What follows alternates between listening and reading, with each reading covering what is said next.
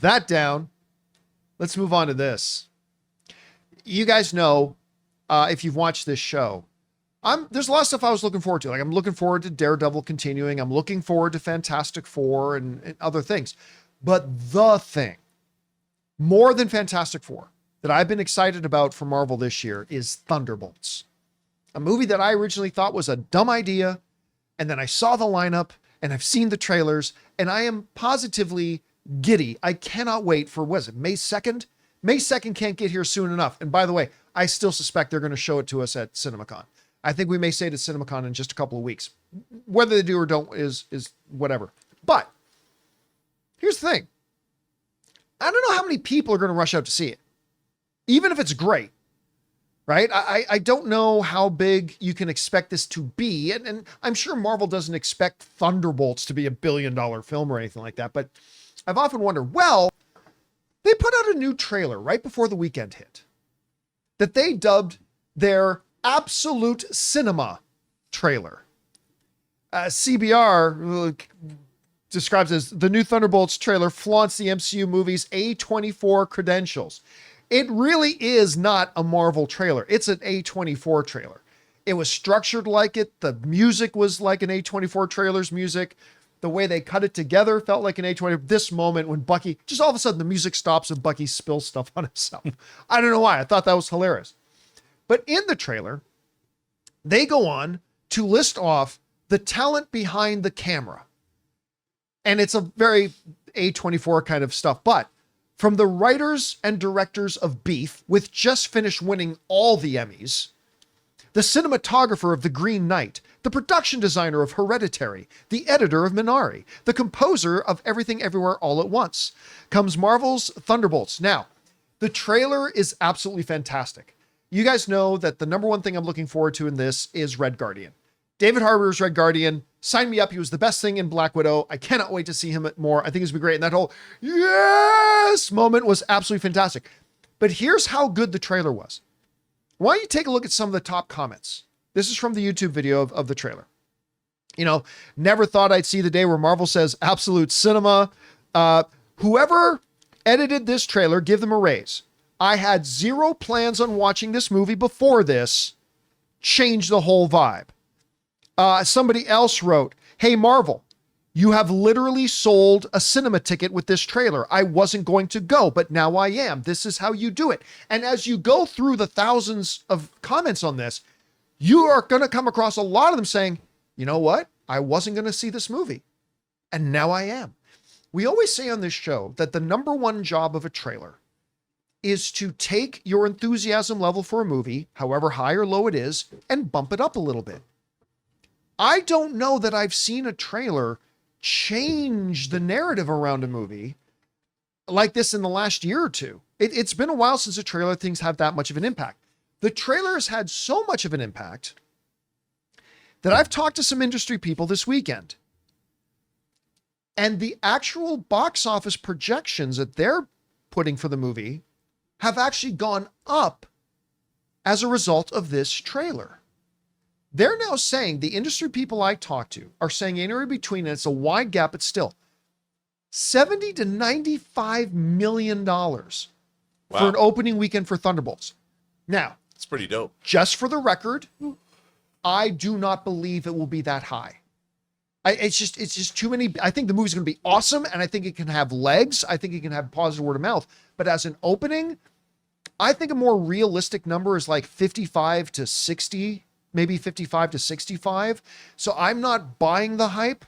But Rob, it's just that the industry people I'm talking to are saying, yeah, the targets now are 70 to 95 million, which would be way higher than what I think it will be, but certainly higher than it was. Hey guys, we want to take a second to thank a sponsor for today's episode, Ridge. All right guys, let's talk wallets for a second. If you are still using that bulky, falling apart, overstuffed leather wallet, then it's time for an upgrade. I've had my eye on Ridge wallets for a couple of years now, and I finally recently made the switch to it, and I am absolutely never going back. This thing looks great, it's sleek, ultra minimalist, and can hold up to 12 cards plus cash, all without bulking up my pockets. It's made from high performance materials like carbon fiber and titanium, meaning it's built to last a lifetime. Ridge will even back it with a lifetime warranty. And this thing has the dual combo of looking great and being far more comfortable than that thick wallet. Because there's no win with the thick wallet, right? Like if you put it in your back pocket, it's uncomfortable to sit down, and it looks absolutely stupid in the front of your pants if you shove it into your front pocket. And right now, Ridge is having their once-a-year anniversary sale. Get up to 40% off at ridge.com/Campea. Just head over to ridge.com/Campea to see their biggest sale of the year. Now, after you purchase, they will ask you where you heard about them. Please support our show and tell them that I sent you.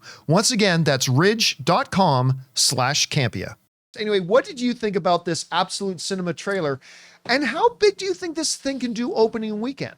Well, first of all, I have to say I thought it was really clever. You know, that somebody went in and look, there is a cult of A24 aficionados, people that you can see it. People are wearing more A24 swag. I said I'm a member of their channel. You know, I'm a member of their club. What do you don't you have like a keychain or something? I do. Yeah, an A24 keychain. It's got my. It's a little dirty. I'm embarrassed to show it, but yes, there's my A24 member keychain. And by the way, you know what's great about being a member? It's like $5 a month. On your birthday, they send you a thing going, please choose a birthday present on us. And for my first year, I got the movie Lamb, the Noomi Rapace movie Lamb. They didn't even charge me shipping. Oh, wow. I just went there. They said, here, pick something out. I didn't get that disc. By the way, their physical media that you buy direct from them, and I guess they sell it at Walmart now too, is dope. I love the A20. Not just, you know, they're not sponsoring this channel. I'm giving you my personal opinion. I forgot they stopped making sense Blu-ray or 4K. But anyway, I'm getting the 4K. You know, if they have 4K, I'll get the 4K. It's great. So that was a great idea, and using all of those things and those quoting those movies. I mean, Minari. What are they getting money from all these?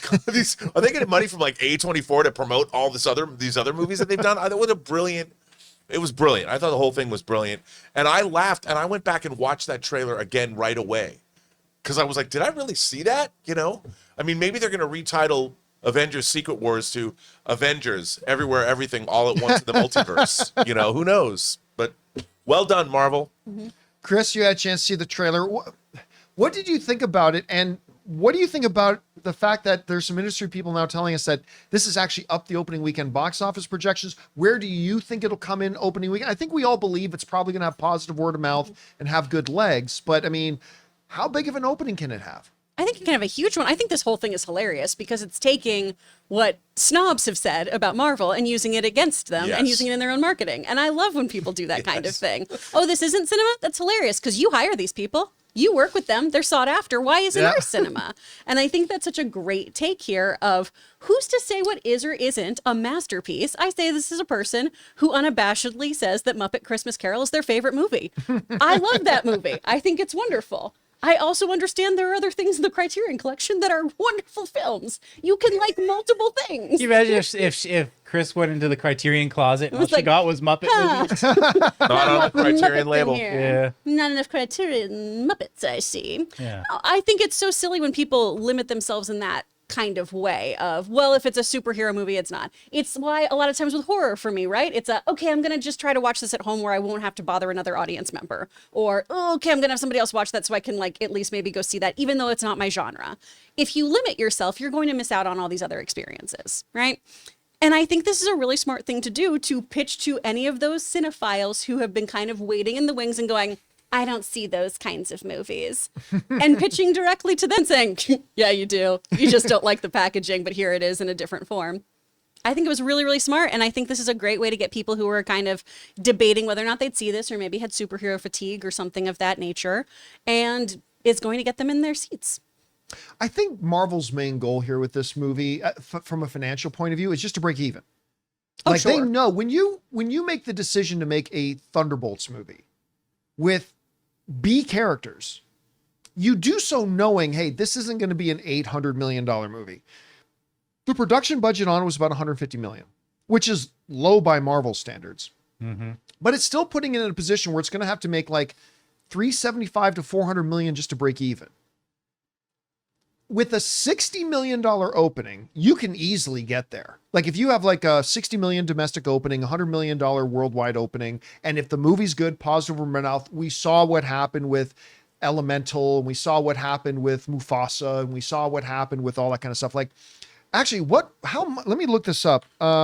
If this movie's entertaining, John, it could do Guardians of the Galaxy numbers. I agree. I mean, I think that's the upper limit. I think it could do that. Now, remember, Mufasa made $35 million opening weekend. Right. $35 million opening weekend is what Mufasa made. You know how much it made overall by the end of its run? Domestically, 250 million. Well, domestically, 250 million, worldwide, $709 million. And it started with a $35 million opening. How's that 45-day window working for you? Yeah, it worked pretty damn well. Disney's figuring it out. But I mean, like, if this movie can open to 60, which remember, I mean, I know I hear the industry people, they're saying 70 to 95 million. I'm glad the estimates has gone up. I just don't see it doing that, right? I think it can have a big box office with word of mouth, but I just don't think opening weekend is going to be much more than 60. But I think if they can get 60 opening weekend for a movie like Thunderbolts, I think crossing that $400 million break-even point is not going to be too much of a problem. I think they'll do well if the movie is as good as we think it's going to be. Because if it's terrible, well, then all bets are off. But man, this movie looks great to me. I cannot wait to see it. Anyway, guys, question is for you. What did you think about that Thunderbolts Absolute Cinema A24 trailer? I mean, I didn't even realize some of the people, like the writer and directors of Beef, knew that. They just won everything. They just won all the awards. It's amazing to me. I loved it. What do you think the opening weekend is going to be? Do you side with like what some of the industry people are saying, 70, 95 million? I think that's way too optimistic. I think it's going to be closer to 60.